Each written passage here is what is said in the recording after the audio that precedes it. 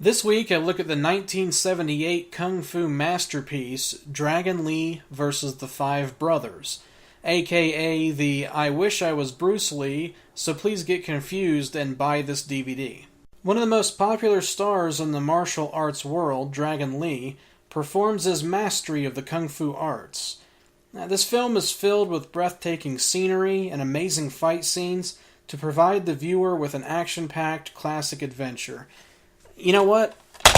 This box description lies. Nothing it says is even close to being true. The version I watched looked pretty bad, but like always, the dubbing is hilarious on these kinds of movies, and they all seem to be done by the same guy who kind of had maybe a little bit of a British accent.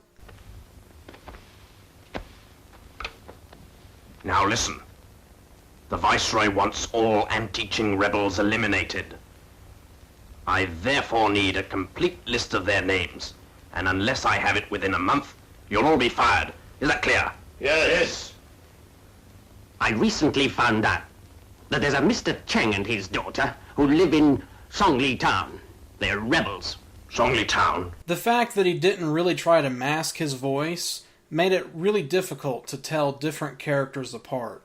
The movie itself didn't help, since the main character keeps meeting new people in villages that we don't really catch the names for, we never see again, and then some of the same main characters wear disguises and play multiple characters.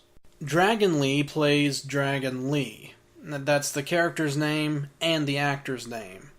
He carries a guy in the first scene, and this guy gives him a ring and a note and promptly dies 3 minutes into the movie. He seems to be in some old military or police uniform. We never really find out who he is or how Dragon knows him. It just starts the movie off that way. He's told to go see a rebel leader who will tell him how to get to another rebel leader who will then lead him to the final rebel leader to deliver a message. Mr. Chen, Yes. a rather suspicious man has just passed through the town. What? Are you sure? Yes.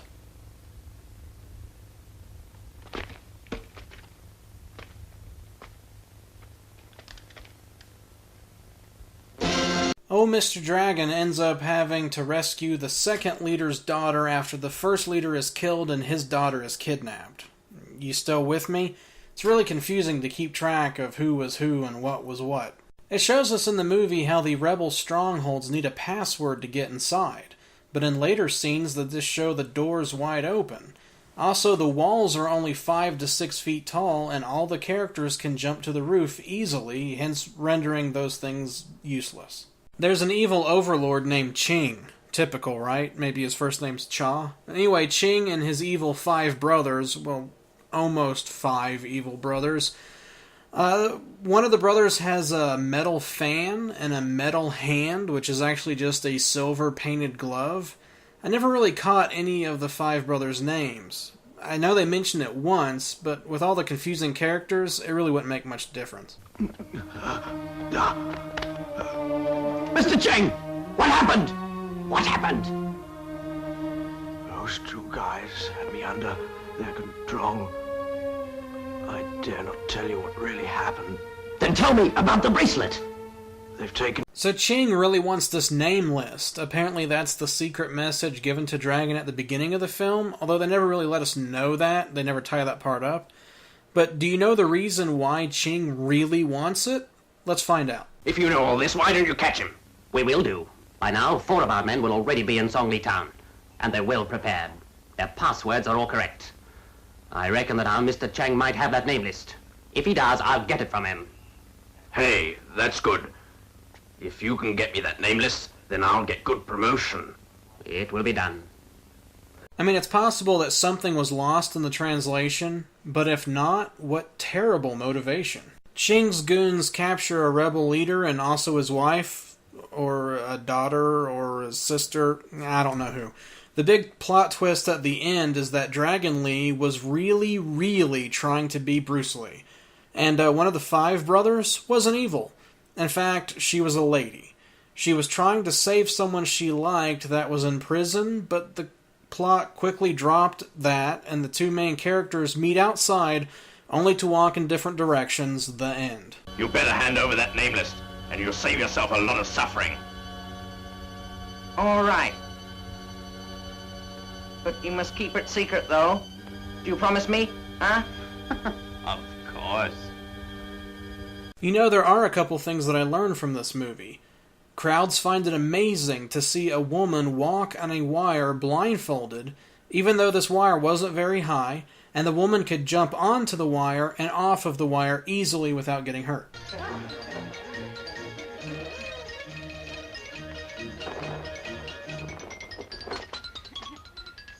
Walking on a wire, incredible.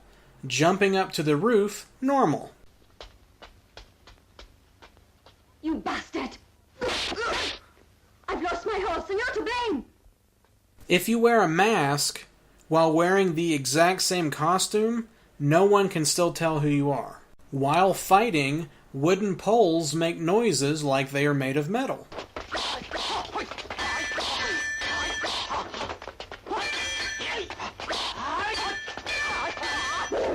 Regular hats can be thrown as weapons, and yet they will return just like a boomerang.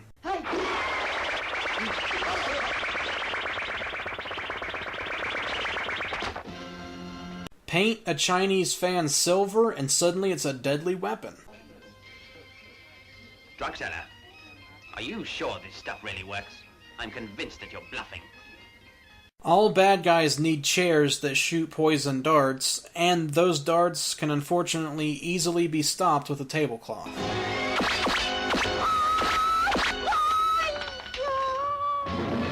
So what's the final verdict? The movie is largely forgettable. You could certainly do much worse, but it is bad. The dubbing is poor, there's cheap design, might give you a few laughs of entertainment, but there's certainly no kind of plot or characters to follow. Only watch this if you have run out of things to do.